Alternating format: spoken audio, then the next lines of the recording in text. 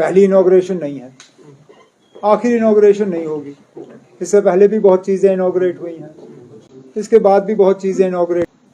आप अगर इसमें सियासत लाना चाहेंगे तो वो आपका फैसला है। मैं तो सियासत से हट के बात कर रहा हूँ। ठीक है ना, मंदिर बना, मंदिर की इनॉग्रेशन हो रही है, मामला खत्म। 40-45 दिन लगातार हम भागते रहे, दिन में एक एक दो दो प्रोग्राम, हर असेंबली कॉन्स्टिट्यूएंसी में वर्करों के साथ मुलाकात। साल का एंड था, छुट्टी मनाने निकला, मनाई छुट्टी, वापस आ गया, अब आपसे मुलाकात कर रहा हूं। और क्या था? जिस लीडर के हवाले से आप बात कर रहे हैं, पहले तो उन्होंने खुद कहा कि मैं कहीं गया ही नहीं था, और जिस पार्टी को छोड़ने की बात की जा रही थी उस पार्टी ने भी कहा कि इन्होंने कभी हमें ज्वाइन नहीं किया। तो अगर उन्होंने किसी पार्टी को छोड़ा नहीं था और किसी पार्टी को ज्वाइन नहीं किया था तो फिर ये घर वापसी थी ही नहीं। अगर इसके अलावा कोई है जो ज्वाइन कर रहा है या ज्वाइन करने पे सोच रहा है तो मुझे बताइए, तो फिर हम उस पर भी तबसरा कर सकते हैं। लेकिन फिलहाल आप एक लीडर की बात कर रहे हैं, उन्होंने खुद कहा कि मैं कभी गया ही नहीं था। तो अगर वो कभी गए नहीं तो फिर ज्वाइनिंग तो हुई नहीं ना। जहां तक नॉन मुस्लिम्स का मदीना जाने का सवाल है, ये आप मेहरबानी करके सऊदी अरेबिया के जो वहाँ हुक्मरान हैं, ये आप उनसे करिए। मस्जिद की देखभाल, फैसला ये कि कौन वहाँ जा सकता है कौन नहीं जा सकता है, वो आप और मैं यहाँ कश्मीर में बैठ के नहीं करते, वो तो रियाद में फैसला होता है। तो अगर इसको लेके कोई सवाल है तो बेहतर ये होगा कि रियाद में जो हुक्मरान बैठे हैं ये सवाल उनसे किया जाए। जहाँ तक यहाँ के पॉलिटिकल सिनारियो की आप बात कर रहे हैं, मेरे यहाँ से जाने के बाद और वापस आने में मुझे तो कोई खास बदलाव नजर नहीं आया है। जो एक्टिविटीज इससे पहले थी वो आज भी चल रही हैं, जो इससे पहले लीडर थे वो आज भी हैं, और जो इससे पहले बातें हो रही थी वो आज भी हो रही हैं। लोग बिजली को लेके परेशान हैं, लोग पानी को लेके परेशान हैं, लोग राशन को लेके परेशान हैं। मौसम ऐसा रहा है कि अब बीमारियां फैल रही हैं, लोग उसको देख के परेशान हैं। ये मेरे जाने से पहले भी हालात थे, आज भी हैं। हमारी बहुत बड़ी बदकिस्मती है। कहने के लिए तो हम दुनिया को कहते हैं कि India is the mother of democracy, लेकिन पता नहीं क्यों हम अपने हाथों से ही अपनी माँ की कत्ल जो है जम्मू कश्मीर में करना पसंद करते हैं। अगर मदर ऑफ डेमोक्रेसी है तो यहाँ क्यों नहीं? मैंने उस वक्त भी ये बार बार अपनी तकरीरों में कहा कि अगर अर्बन लोकल बॉडीज के लिए डिलिमिटेशन करने का सवाल था तो ये तो आप बहुत पहले कर सकते थे। डिलिमिटेशन का फैसला इलेक्टेड बॉडीज का खत्म होने के बाद क्यों लिया गया, इस पे कोई जवाब नहीं। आपके पंचायतें खत्म हुई, आपको पहले ही से ही पता था कि पंचायतों का टर्म 5 साल का है। क्या 4.5 साल के बाद आप इलेक्शन का प्रोसेस शुरू नहीं कर सकते थे? अगर इसमें भी आपको नए सिरे से डिलिमिटेशन करने की जरूरत पड़ी तो 6 महीने पहले डिलिमिटेशन करते, एक एक करके। पहले तो आपने असेंबली खत्म किया, फिर आपने अर्बन लोकल बॉडीज खत्म किए, अब आपने पंचायतें खत्म की। या फिलहाल तो हमें लगता है कि पार्लियामेंट का इलेक्शन कराना इनका यहाँ इनकी मजबूरी है। और कितने अफसोस की बात कि असेंबली इलेक्शन पे भी सुप्रीम कोर्ट को हिदायत देनी पड़ी। मैं तो कहता हूं कि हमारे इलेक्शन कमीशन को शर्म के मारे अपने सिर जो है झुकाने चाहिए, उनको लोगों से माफी मांगनी चाहिए। यहां इलेक्शन कराने का फैसला इलेक्शन कमीशन का है, जिसमें मदद मरकज की हुकूमत को करना है, लेकिन बदकिस्मती से दोनों ने हाथ अपने ऊपर किए और सुप्रीम कोर्ट को इसमें फिर आके इलेक्शन का अनाउंस करना पड़ा कि 31 सितंबर से पहले यहां असेंबली के इलेक्शन होने चाहिए। अब पार्लियामेंट की हम तैयारी कर रहे हैं, असेंबली का जब होगा तो उसकी भी हम तैयारी करेंगे। National Conference has not yet sat down to finalize its candidates. I have not had the opportunity to discuss this or any other candidature with colleagues in the party. Once the process of discussing starts, then we'll see who are the best candidates that can be fielded from all the concerned constituencies.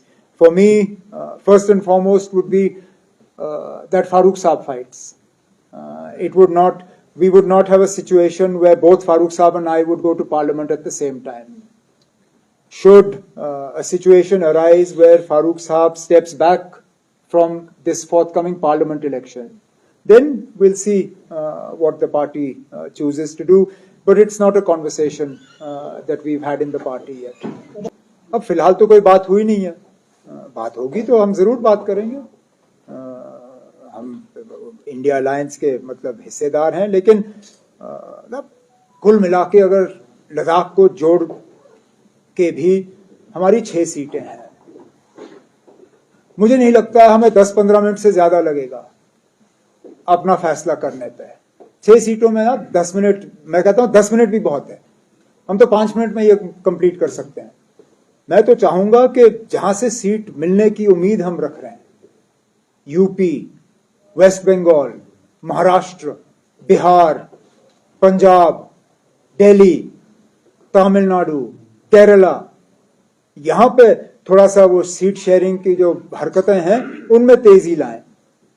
हमारे 6 सीटों पे जैसे मैंने आपसे कहा हमें 10 minute लगेंगे. हम तो वो कभी भी कर सकते हैं.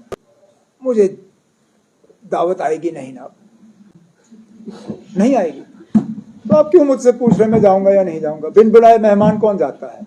जिनको दावतनामा आना था उनको तो मिल गया ना. जो इंडस्ट्रियलिस्ट, क्रिकेटर, फिल्म स्टार्स, बाकी उनके नाम तो सबके सामने हैं. मेरा नाम कहीं है उस लिस्ट में? नहीं ना. ना इनका कोई इरादा है मुझे बुलाने का. जब इनका कोई इरादा नहीं है बुलाने का तो अगर मगर में हम क्यों पड़े? ये कोई नई बात नहीं है. हर रियासत और हर यूनियन टेरिटरी को हर साल नहीं दिया जाता मौका. इसमें मरकजी हुकूमत जो है वो चूज करती है किसको देना है और इसको नहीं देना है. अगर आपका सवाल ये है कि सिर्फ ऑपोजिशन स्टेट्स जो हैं उनको इससे बाहर रखा गया तो मैं कहूंगा कि ये बदकिस्मती है. ये 26 जनवरी जो है ये बीजेपी का प्रोग्राम नहीं है, ये मरकजी हुकूमत का प्रोग्राम नहीं है, ये पूरे मुल्क का है.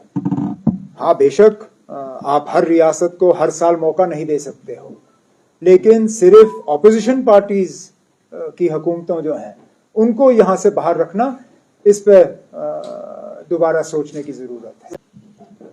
ये सीधा सीधा हमारे साथ लूट है.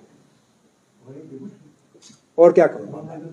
प्रोजेक्ट हमारा, पानी हमारा, बिजली हमारी. अगर यहां पे हम लोगों को 24 घंटे बिजली हफ्ते के 7 दिन फराहम कर रहे होते तो मुझे कोई एतराज नहीं होता. राजस्थान क्या, आप तमिलनाडु और मालदीव्स तक ये बिजली पहुंचाओ, मुझे फर्क नहीं पड़ता. लेकिन हमारे लोग आज बिजली के लिए तरस रहे हैं.